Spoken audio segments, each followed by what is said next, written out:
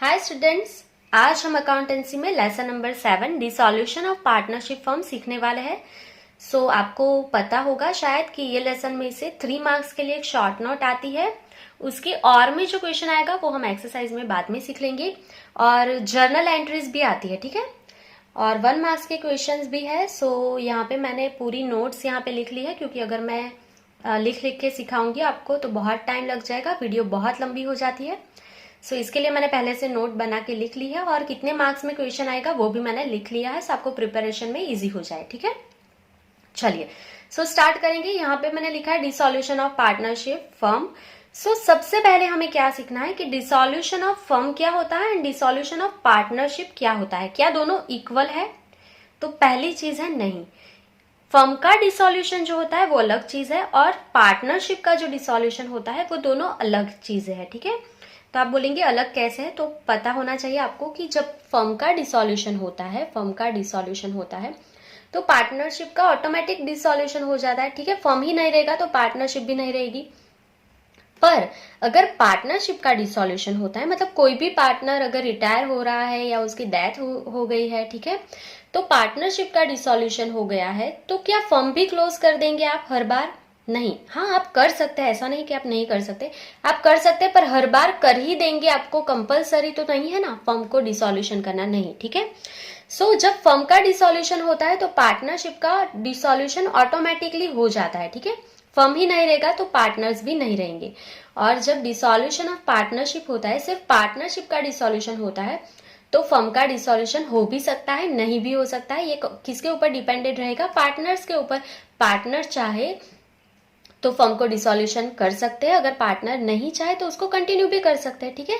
चलिए, तो यहाँ पे डेफिनेशन आपको 1 मार्क्स के लिए आ सकती है। तो यहाँ पे मैंने लिखा है डिसॉल्यूशन ऑफ फर्म, ठीक है। फर्म का डिसॉल्यूशन क्या होता है? When all partners get separated through dissolution of firm that brings end of their partnership, it is known as dissolution of firm, ठीक है। जब सारे पार्टनर सेपरेट हो जाएंगे because of dissolution of firm, ठीक है, और उनकी जो पार्टनरशिप है उनका एंड हो जाएगा, तो ये क्या है? डिसॉल्यूशन ऑफ फर्म, ठीक है। फर्म का डिसॉल्यूशन हो जाता है, इसके लिए पार्टनरशिप का भी डिसॉल्यूशन हो जाता है। यहाँ पे क्लियर? अब डिसॉल्यूशन ऑफ पार्टनरशिप क्या होता है? When business is not close down due to retirement of partner, death of partner, insolvency of a partner और due to any other reason, ठीक है। आपका बिजनेस यहाँ पे क्लोज नहीं हो रहा है, अगर कोई पार्टनर रिटायर हो गया या किसी की डेथ हो गई या कोई इंसॉल्वेंट हो गया, ठीक है, या किसी और रीजन की वजह से आपने क्लोज नहीं किया है बिजनेस, ठीक है, remaining partner keep business continues, it is known as dissolution of old partnership, ठीक है। सिर्फ यहाँ पे ओल्ड पार्टनरशिप का डिसॉल्यूशन होता है। पार्टनर्स जो है यहाँ पे बिजनेस स्टार्ट रखेंगे, यहाँ पे लिखा है क्लियरली कि जो बाकी बचे होंगे पार्टनर वो बिजनेस को कंटिन्यू करेंगे यहाँ पे। तो ये सिर्फ ओल्ड पार्टनरशिप का डिसॉल्यूशन है, इससे आप ऐसा नहीं बोल सकते डिसॉल्यूशन ऑफ फर्म। क्लियर? चलिए, ये बेसिक चीज है, ये मैंने आपको डीपली एक्सप्लेन क्यों किया है यहाँ पे, बिकॉज इसका जो डिफरेंस है दोनों का, ये 3 मार्क्स में आता है, ठीक है। 3 मार्क्स के क्वेश्चन में आपको आ सकता है कि difference between dissolution of partnership and partnership firm, ठीक है। तो ये 3 मार्क्स का क्वेश्चन हमें करना है, इसके लिए आपको ये कॉन्सेप्ट क्लियर होना चाहिए कि दोनों इक्वल नहीं है। क्लियर? चलिए, तो अभी हम डायरेक्टली 3 मार्क्स के क्वेश्चन पे जाएंगे, जो मैंने ऑलरेडी डिफरेंस लिख लिया है।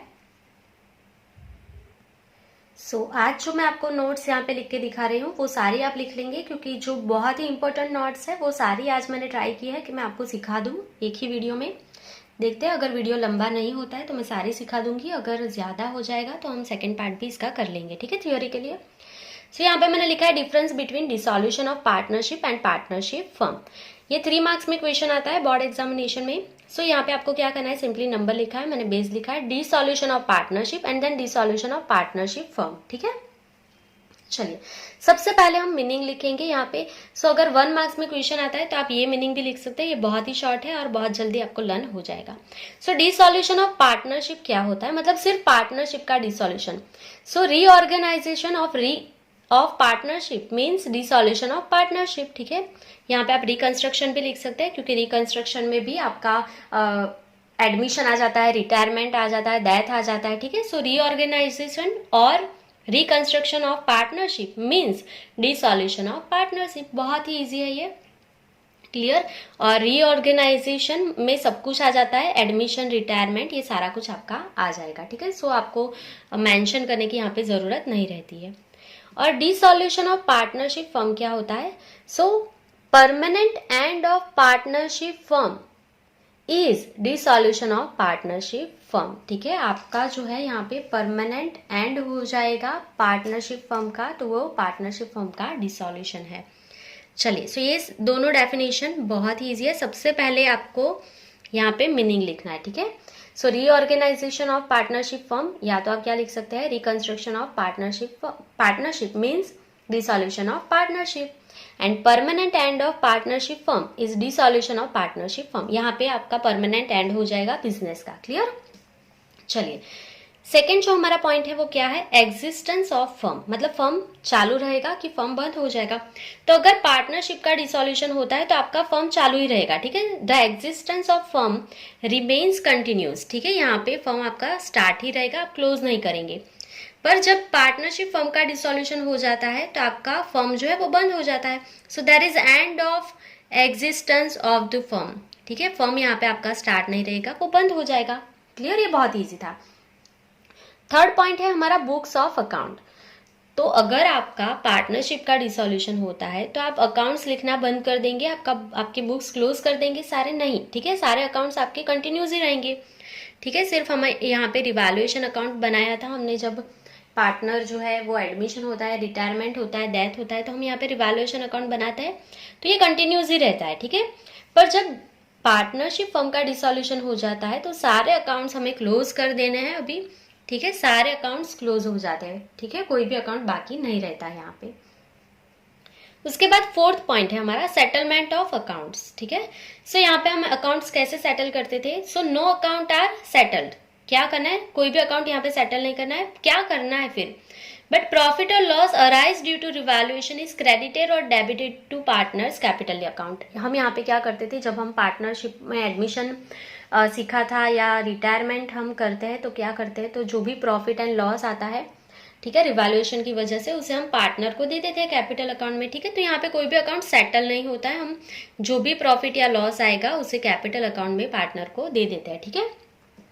पर यहाँ पे क्या होता है, अगर पार्टनरशिप फर्म का ही डिसॉल्यूशन हो गया है तो अकाउंट्स आर सेटल, ठीक है। सारे अकाउंट हमें सेटल कर देने हैं। कैसे सेटल करने हैं? थ्रू रियलाइजेशन अकाउंट, ठीक है। हमें रियलाइजेशन अकाउंट यहाँ पे बनाना होता है। Disposal of asset is done and liabilities are paid, ठीक है। हमें जो एसेट्स है वो सारी सेल कर देनी होती है यहाँ पे, और जो लायबिलिटीज है वो सारी पे कर देनी होती है। उसके बाद जो अमाउंट बचेगा वो surplus amount is paid to partners, ठीक है। जो अगर अमाउंट बचेगा तो वो पार्टनर्स को दे देंगे। और यहाँ पे हम कौन सा अकाउंट बनाते हैं? रियलाइजेशन अकाउंट बनाते हैं, ठीक है।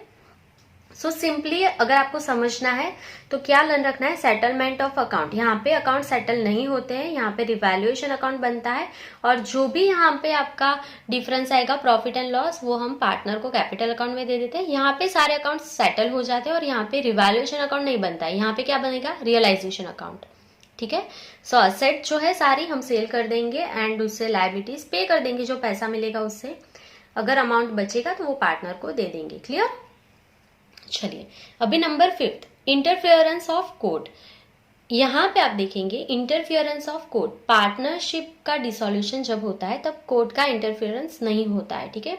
It is voluntary dissolution of partnership, no need of court interference, ठीक है। अगर कोई पार्टनर रिटायरमेंट लेना चाहता है तो ऑब्वियसली वो कोर्ट में नहीं जाएगा कि मुझे रिटायरमेंट लेना है, ठीक है। अगर किसी की डेथ हो जाएगी तो वो ऑलरेडी पार्टनर नहीं रहेगा, क्लियर। सो ये पार्टनर की मर्जी है कि उसे कंटिन्यू करना है कि नहीं करना है। सो कोर्ट में यहाँ पे नहीं जाना पड़ता है। सो नो नीड, यहाँ पे no need of court interference, ठीक है। कोर्ट नहीं आएगा यहाँ पे। यहाँ पे जब भी जरूरत होगी तब कोर्ट इंटरफियरेंस करेगा। कब करेगा, कैसे करेगा, वो सारा हम इसी लेसन में सीखने वाले हैं। 3 मार्क्स में वो भी आता है। तो यहाँ पे जब जब जरूरत होगी तब फर्म के डिसॉल्यूशन के लिए कोर्ट इंटरफियरेंस करेगा, ठीक है। ये इजी है, यहाँ पे नहीं करेगा, यहाँ पे करेगा। लास्ट यहाँ पे मैंने लिखा है 6 पॉइंट पे effect. There may not be dissolution of firm due to dissolution of partnership. यहाँ पे लिखा है मे नॉट बी, ठीक है, यहाँ पे ऐसा नहीं लिखा है not be, may not be. अगर पार्टनरशिप का डिसॉल्यूशन होता है तो फर्म, पार्टनरशिप फर्म का डिसॉल्यूशन नहीं भी होगा। चाहे तो पार्टनर कर सकते हैं, अगर चाहे तो नहीं भी कर सकते हैं, ठीक है।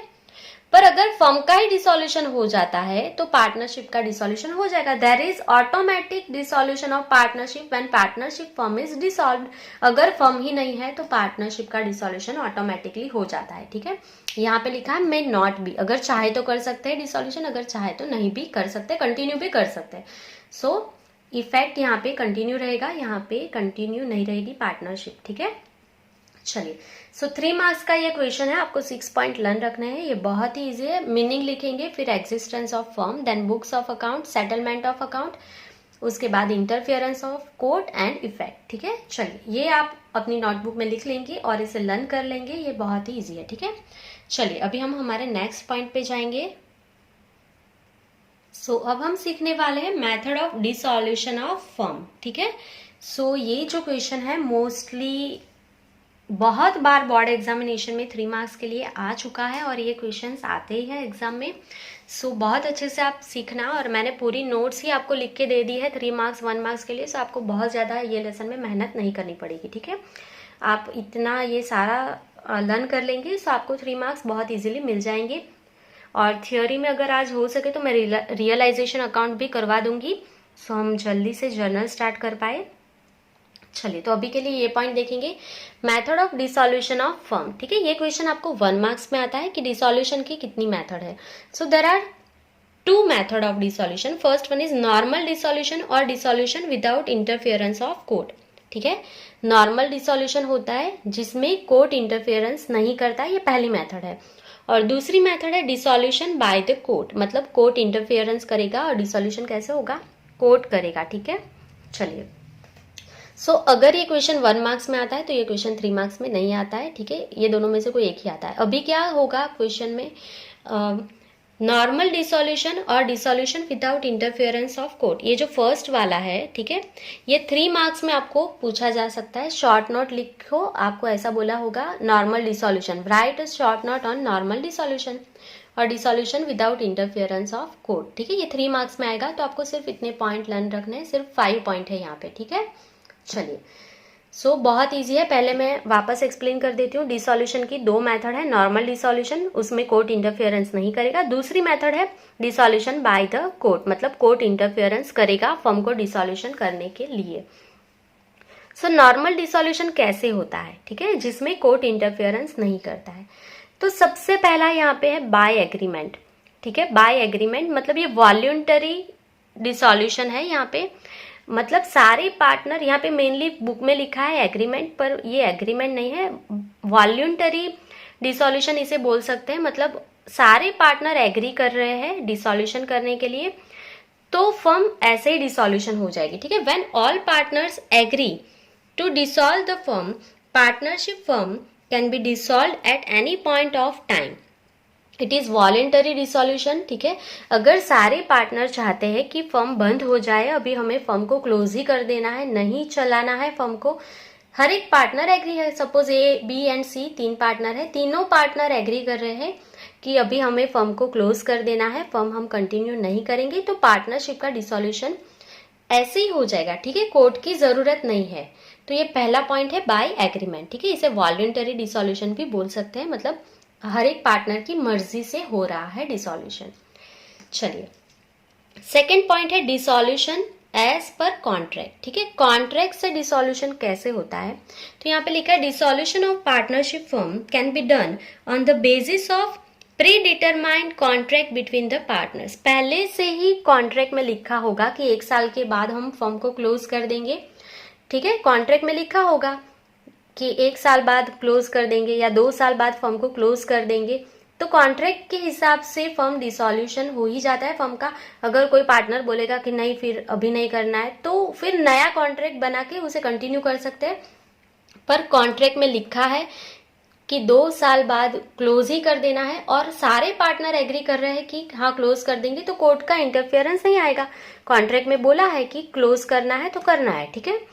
तो ये सेकंड हो गया डिसॉल्यूशन एज पर कॉन्ट्रैक्ट, ठीक है।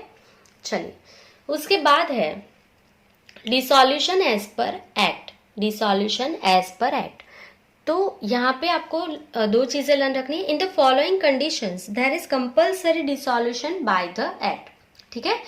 कंपल्सरी डिसॉल्यूशन हो जाएगा, ठीक है, अगर ये दो कंडीशन है तो। सबसे पहली कौन सी कंडीशन है यहाँ पे, when all partners of the firm become insolvent. सारे पार्टनर इंसॉल्वेंट हो गए हैं। इंसॉल्वेंट का मतलब आपको पता होगा, आपने 11th में भी सीखा है, ठीक है। इंसॉल्वेंट हो जाएगा पार्टनर, मतलब उसकी एसेट जो है वो बहुत कम होगी और उसकी लायबिलिटी बहुत ज्यादा हो जाएगी। तो कोर्ट जो है उसे इंसॉल्वेंट डिक्लेयर कर सकता है, वो खुद से इंसॉल्वेंट डिक्लेयर नहीं हो सकता है, कोर्ट इसे इंसॉल्वेंट डिक्लेयर करेगा। अगर आपके फर्म में सारे पार्टनर इंसॉल्वेंट हो गए हैं और एक्सेप्ट वन, ठीक है, सिर्फ एक ही सॉल्वेंट है, बाकी सारे इंसॉल्वेंट हो गए हैं, ठीक है, except one all partners become insolvent. अगर फर्म में सारे पार्टनर इंसॉल्वेंट है या सिर्फ एक ही सॉल्वेंट है और बाकी सारे इंसॉल्वेंट हो गए हैं, तो आपका जो फर्म है वो ऑटोमेटिकली डिसॉल्यूशन हो जाएगा बाय एक्ट। आपको कोर्ट में जाने की भी जरूरत नहीं है, ठीक है, फर्म ऐसे ही डिसॉल्यूशन हो जाएगा, क्योंकि सारे पार्टनर अगर इंसॉल्वेंट है, एक ही सॉल्वेंट पार्टनर बचा है, तो बाय एक्ट में ही ऐसा लिखा है कि आपका फर्म डिसॉल्यूशन हो जाएगा, आपको केस करने की भी जरूरत नहीं है, ठीक है। सेकेंड कंडीशन है यहाँ पे, when business of firm becomes illegal this also brings dissolution of a partnership firm, ठीक है। अगर आपका जो फर्म है, जो आप बिजनेस कर रहे हैं, वो इलीगल बन जाता है, तो भी आपका जो है फर्म डिसॉल्यूशन हो जाएगा, आपको केस करने की भी जरूरत नहीं है, ऑलरेडी आपका जो बिजनेस है वो इलीगल है, ठीक है। तो वैसे ही डिसॉल्यूशन हो गया, उसका आप कुछ भी नहीं कर सकते, डिसॉल्यूशन बाय एक्ट हो जाता है, आप केस नहीं कर सकते उसको बंद करने के लिए, ठीक है, वो इलीगल है। चलिए, तो आई होप कि आपको ये तीन समझ में आ गए हैं। बाय एग्रीमेंट मतलब सारे पार्टनर जो है वो वॉल्यूंटरी डिसॉल्यूशन लेंगे यहाँ पे और सारे एग्री करेंगे पार्टनर, ठीक है। सो मेनली ये वर्ड एग्रीमेंट नहीं होना चाहिए था, पर फिर भी बुक में लिखा है तो मैंने भी वही लिखा है यहाँ पे। सेकेंड वर्ड है डिसॉल्यूशन एज पर कॉन्ट्रैक्ट, मतलब कॉन्ट्रैक्ट में लिखा होगा तो आपका फर्म जो है वो डिसॉल्यूशन हो जाएगा। थर्ड है डिसॉल्यूशन एज पर एक्ट, मतलब एक्ट में दो चीज है, अगर आपको पहली है अगर सारे पार्टनर इंसॉल्वेंट हो गए या सिर्फ एक ही सॉल्वेंट है बाकी सारे इंसॉल्वेंट हो गए, तो बाय एक्ट आपका फर्म डिसॉल्यूशन हो जाएगा, और अगर आपका बिजनेस इलीगल है तो डिसॉल्यूशन हो जाएगा, ठीक है। ये मेनली जो मैं अंडरलाइन कर रही हूँ वो वर्ड आने चाहिए आपके 3 मार्क्स के लिए, तो आपके मार्क्स ज्यादा कट नहीं होंगे थ्योरी में। चलिए, फोर्थ पॉइंट है dissolution on happenings of certain contingencies, मतलब कुछ इवेंट होता है, कुछ हो जाता है, वर्क जो आपको करना है वो कंप्लीट हो जाता है, तो आपका फर्म का डिसॉल्यूशन हो जाएगा, ठीक है। उसमें सबसे पहला है if constituted for fix term by the expiry of that term, ठीक है। अगर आपने कुछ फिक्स टर्म के लिए कुछ वर्क लिया है, मतलब मेनली ये सारे जो काम होते हैं वो कौन से होते हैं, तो अगर कॉन्ट्रैक्ट लिया है आपने कुछ भी बनाने का, चेक डैम आपको बनाना है और आपने कॉन्ट्रैक्ट लिया है, अगर चेक डैम बन जाएगा तो आपका जो पार्टनरशिप फर्म का डिसॉल्यूशन है वो वैसे ही हो जाएगा, ठीक है। कुछ काम के लिए आपने पार्टनरशिप की है, फर्म बनाई है, वो काम हो जाएगा तो फर्म का डिसॉल्यूशन ऑटोमेटिकली हो जाएगा, ठीक है। सेकेंड बोला है फर्म को स्टार्ट किया है वो एम खत्म हो जाएगा तो आपका पार्टनरशिप का डिसॉल्यूशन भी हो जाएगा, ठीक है। चलिए, सो यहाँ पे भी आपको दो चीजें लर्न रखनी है। अगर फिक्स टर्म के लिए आपने स्टार्ट किया था बिजनेस, टर्म खत्म हो जाएगा तो फर्म भी खत्म, कोई एम के लिए आपने स्टार्ट किया था वो एम खत्म हो जाएगा तो आपका पार्टनरशिप फर्म भी खत्म हो जाएगा, ठीक है। चलिए, लास्ट है डिसॉल्यूशन बाय नोटिस, ठीक है। Dissolution by notice, the firm may be dissolved by any partner giving notice in writing to all other partners of his intention to dissolve the firm. The firm is dissolved as from the date mentioned in the notice as the date of dissolution, or if no date is so mentioned as from the service of the notice. देखो क्या होता है यहाँ पे, dissolution by notice मतलब अगर किसी भी एक पार्टनर को ऐसा लग रहा है कि अभी फर्म को डिसॉल्यूशन कर देना चाहिए, तो उसको जो लगता है डिसॉल्यूशन करना चाहिए वो लिख के, नोटिस लिख के बाकी के सारे पार्टनर को भेज देगा। उसमें वो डेट मेंशन कर देगा कि 1 महीने बाद कि 2 महीने बाद हम इस डेट से डिसॉल्यूशन कर रहे हैं फर्म का, ठीक है। और अगर उसमें डेट मेंशन नहीं है तो जब सारे पार्टनर को ये मिलेगी नोटिस, उसी डेट से फर्म का डिसॉल्यूशन हो जाता है। अगर सारे पार्टनर एग्री है तो फर्म का डिसॉल्यूशन यहीं पे हो जाएगा। ठीक है, चलिए। सो यहाँ पे आपके 5 पॉइंट्स कंप्लीट हो जाते हैं। अगर आप इतने 5 पॉइंट्स लिखेंगे तो आपका 3 मार्क्स का जो ये क्वेश्चन है वो कंप्लीट हो गया है। यहाँ पे कोट कहीं पे भी नहीं आएगा। अगर सारे पार्टनर एग्री है तो डिसॉल्यूशन हो जाएगा। अगर आपके कॉन्ट्रैक्ट में लिखा है तो कोर्ट नहीं आएगा, डिसॉल्यूशन ऐसे ही हो जाएगा।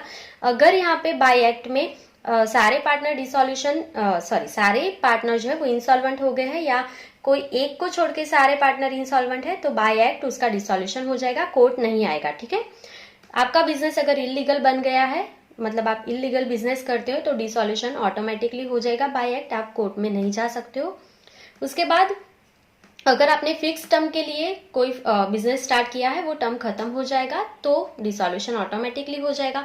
अगर आपने कोई एम के लिए कोई स्पेसिफिक आपका एम है बिजनेस करने के लिए, वो एम खत्म हो जाता है तो डिसॉल्यूशन हो जाता है। और अगर कोई पार्टनर नोटिस भेजता है कि उसे डिसॉल्यूशन करना है और बाकी के पार्टनर भी एग्री करते हैं तो ये यहाँ पे डिसॉल्यूशन हो जाता है। ठीक है, अब आप सोचेंगे कि सारे पार्टनर एग्री नहीं कर रहे हैं और ये वे में अगर आपका डिसॉल्यूशन नहीं होता है तो क्या करना है। तो अब हम जाएंगे dissolution by the court.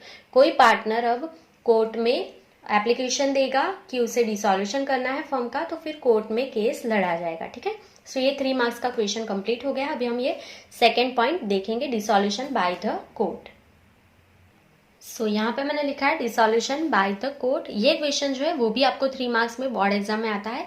Right a short note on dissolution by the court, और आपको क्वेश्चन आ सकता है कि explain dissolution by the court. ठीक है, ये 3 मार्क्स में क्वेश्चन आता है।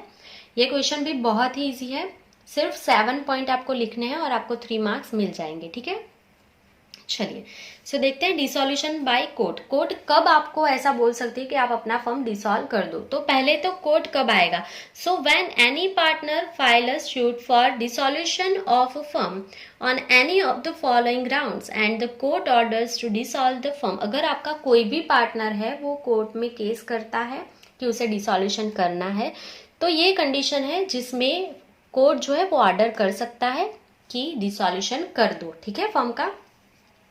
तो सबसे पहला यहाँ पे लिखा है when any partner becomes of unsound mind. ठीक है, अगर कोई भी पार्टनर माइंड जो है उसका वो स्टेबल ना हो, मतलब वो पागल जैसा हो गया हो, तो कोर्ट ऑर्डर कर सकता है फर्म को डिसॉल्यूशन करने के लिए। ठीक है, अगर कोई पार्टनर जो है उसकी मेंटल कंडीशन ठीक नहीं है, ठीक है, कुछ भी उसका एक्सीडेंट हो गया या कुछ ऐसा हो गया है जिसके उसका माइंड वर्क प्रॉपरली नहीं कर रहा है, तो कोर्ट ऑर्डर कर सकता है कि हाँ फर्म को डिसॉल्यूशन कर देना चाहिए। ठीक है, ये पहली कंडीशन है।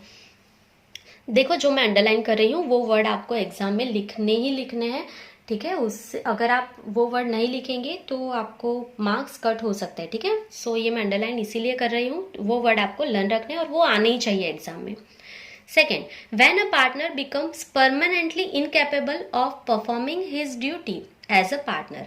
अगर कोई पार्टनर जो है जो वर्क कर रहा था अभी तक, वो परमानेंटली इनकेपेबल हो गया है किसी भी रीजन से, वो अब वर्क नहीं कर पा रहा है, जो उसकी ड्यूटीज है फर्म में वो फुलफिल नहीं कर पा रहा है, तो भी जो है कोर्ट ऑर्डर कर सकता है कि आप अपना फर्म का डिसॉल्यूशन कर दो। ठीक है, क्योंकि वो परमानेंटली इनकेपेबल है, अभी वो कभी भी वर्क नहीं करने वाला है हमारे पार्टनरशिप फर्म में। ठीक है, तो कोई पार्टनर अगर वर्क नहीं कर पा रहा है, वो इनकेपेबल हो गया है, तो कोर्ट आपको बोलेगा ठीक है वो डिसॉल्यूशन कर देना चाहिए पार्टनरशिप फर्म का। थर्ड कंडीशन है when a partner undertake misconduct against partnership firm और अगेंस्ट बिजनेस ऑफ फर्म। ठीक है, अगर उसने कुछ भी ऐसा गलत किया है, ठीक है, जिससे हमारे बिजनेस को लॉस हो सकता है। ठीक है, बिजनेस में अगर देखा जाए तो ट्रस्ट बहुत ज़्यादा चाहिए होता है पार्टनर्स के बीच में। अगर कोई पार्टनर यहाँ पे ऐसा कुछ करता है जिससे आपकी फर्म को या आपकी पार्टनरशिप फर्म को, आपके बिजनेस में कुछ भी लॉस हो रहा है, ठीक है, तो वो भी आप केस कर सकते हैं। अगर उसने ऐसा कुछ भी किया है तो आप केस कर सकते हैं और उस कंडीशन में कोर्ट जो है वो बोल सकता है कि हाँ आप फर्म का डिसॉल्यूशन कर दीजिए। ठीक है, उसके बाद हमारा फोर्थ पॉइंट है when partner wilfully breaches the partnership agreement. अगर कोई पार्टनर जो है वो जानबूझ के आपकी जो कॉन्ट्रैक्ट में, आपके जो एग्रीमेंट में जो भी लिखा है, वो जानबूझ के बार बार क्या कर रहा है कि वो उससे अगेंस्ट में जाके कुछ कर रहा है, ठीक है। जो भी कुछ आपके पार्टनरशिप एग्रीमेंट में लिखा है उससे वो ऑपोजिट जाके कुछ भी गलत कर रहा है, ठीक है। जानबूझ के, विलफुली लिखा है ना, जानबूझ के वो कुछ ऐसा कर रहा है जिसके वजह से आपके पार्टनरशिप में प्रॉब्लम हो रही है या आपके फर्म में प्रॉब्लम हो रही है, तो तब भी कोर्ट बोल सकता है कि हाँ डिसॉल्यूशन कर देना चाहिए।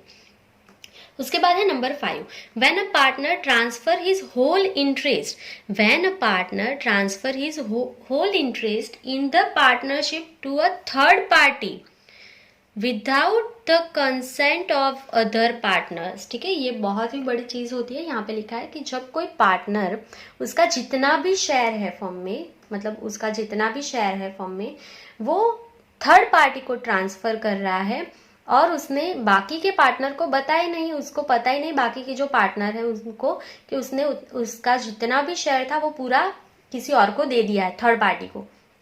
तो जब ऐसा होता है तब भी कोर्ट बोल सकता है कि फर्म का डिसॉल्यूशन कर देना चाहिए, क्योंकि ए, बी एंड सी पार्टनर है, सी उसका पूरा शेयर किसी और को, एक्स को बेच दे रहा है और एक्स को तो ए एंड बी जानते ही नहीं है, ठीक है। तो अगर उनको पता ही नहीं है कि ऐसा हो गया है तो वो कोर्ट में केस कर सकते हैं एंड उस कंडीशन में कोर्ट जो है वो डिसॉल्यूशन का ऑर्डर दे सकती है, ठीक है।